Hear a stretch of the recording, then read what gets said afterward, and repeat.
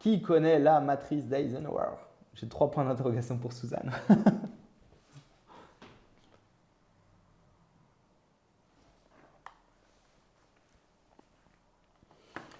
En fait, je suis content. Vous êtes venus pour quelque chose ce soir. Vous avez vu, ça y est, celles qui sont restées jusqu'au bout. Maria, je ne sais pas si elle a répondu ou pas, si elle l'avait déjà vu ou pas. Non. Donc, personne ne connaît la matrice d'Eisenhower. C'est cool quand même. Vous pouvez faire un high five à la caméra. Je suis pas venu pour rien. C'est trop chouette. Bon, il y a longtemps que j'ai plus entendu ça. La quoi? C'est comme une mind map? Non. Euh, on est plutôt, en effet, comme dit Maria, sur urgent, important. Euh, on est dans ce raisonnement. En fait, la matrice d'Eisenhower, c'est un outil qui est utilisé dans pas mal de structures. Quand on est dans de la gestion de projet, c'est vraiment utile.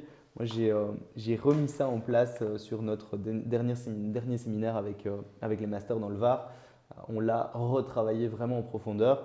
Et en fait, dans les personnes que j'invite à mettre en place des outils, il y a une personne qui m'est très, très, très chère, c'est ma petite maman. Ma petite maman, c'est elle qui porte le projet Factu Plus dont je parle régulièrement sur les réseaux sociaux parce que c'est mon bébé, c'est mon nouveau bébé que j'ai démarré en 2025. Et en plus de ça, c'est vraiment un projet familial. Sauf que ma petite maman, elle me suit dans tous mes délires, mais parfois, il y a une surcharge mentale qui est dingue. Et on refait exactement ce que je suis en train de vous partager là aujourd'hui. À un moment, on repart avec les tâches et puis ensuite, on met cette tambouille dans un outil. L'outil, c'est sur un écran blanc. Nous, on a vraiment notre tableau blanc sur lequel on écrit avec nos feutres et puis on efface. C'est assez simple. C'est un outil qui est magique. C'est une méthode de gestion de priorité qui a été utilisée par les plus grands. Je pourrais vous dire que ça a été utilisé par les présidents des États-Unis, par les personnes les plus puissantes au monde. C'est vraiment un truc de ouf. Chaque fois que vous rentrez dans des processus de développement personnel ou professionnel, vous allez entendre la matrice d'Eisenhower. C'est vraiment juste magnifique. Ça marche aussi pour de simples personnes comme nous, je vous le jure, pour des infirmières et des infirmiers comme moi. Donc, je l'ai mis en place. Les quatre cadrans de la matrice, Julien, je ne sais pas si tu peux nous mettre cette dia-là. Voilà, ça c'est la matrice d'Eisenhower avec 4 cadrans. Ici, elle n'est pas hyper bien séquencée. On reverra pour le refaire encore mieux. Mais en gros, vous prenez une page blanche, vous faites une ligne verticale, une ligne horizontale. En haut à gauche, urgent, important. En haut à droite, important, pas urgent. En bas à gauche, urgent, mais pas important. Et en bas à droite, ni urgent, ni important. Donc, toutes vos tâches, toutes celles que vous venez de mettre là pendant vos 3 jours que vous venez d'analyser, vous les balancez dans ce truc-là. Et vous devez être honnête. Le travail le plus difficile, en fait, c'est l'honnêteté sur cet outil. Parce que c'est à partir de ce moment-là qu'on doit regarder la vérité en face.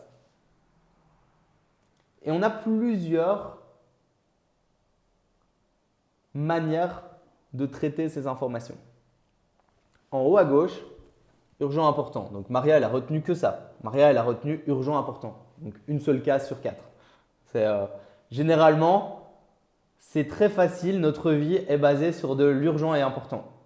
Il n'y a jamais rien d'autre. Sauf que c'est faux. L'urgent et l'important, quand c'est vrai, quand c'est réel, quand c'est objectivé, on n'a pas le choix, on doit le faire. Degré de force. Ça s'appelle une tâche à mettre sur la journée et à la réaliser. Aujourd'hui, sur l'agenda d'Arnaud, il était indiqué refaire le contrat pour les prochains membres d'EF+, parce qu'on les embarque dans un truc de dingue. Et on veut faire en sorte que ce soit nickel chrome. S'il ne le faisait pas aujourd'hui, je lui cassais la gueule. Donc forcément, il devait le faire. C'était urgent et important pour sa survie. Arnaud, c'est notre directeur général, donc vous comprenez, un peu important. Puis, on a l'autre case, c'est l'important, pas urgent. L'important, pas urgent, on le planifie. On le met sur un endroit dans notre agenda sur lequel on s'engage réellement à réaliser la tâche. Semaine prochaine, j'ai un trou. À tel moment, je le fous dans mon putain d'agenda et je ne mets rien d'autre. La copine qui a envie de faire un truc avec moi ou le gosse qui est un peu malade ou que sais-je, n'importe quoi, on ne peut pas le remplacer. C'est comme ça. C'est planifié, c'est sur l'agenda. C'est no way. Moi, maintenant, j'ai mon agenda. Il y a ma femme, elle essaye toujours de me dire « mais là, tu pourrais… » En fait, non. Même dans mon agenda, j'ai des moments où il est écrit « off ». Elle me fait « mais t'es off ». En fait, justement, je suis off. Donc, il n'est pas écrit « famille ». Donc, je ne vais pas changer mon agenda. Et puis, on a l'autre case, l'urgent, pas important. Celle-là, elle est merveilleuse. Celle-là, elle est vraiment merveilleuse. En bas à gauche, lisez-la bien.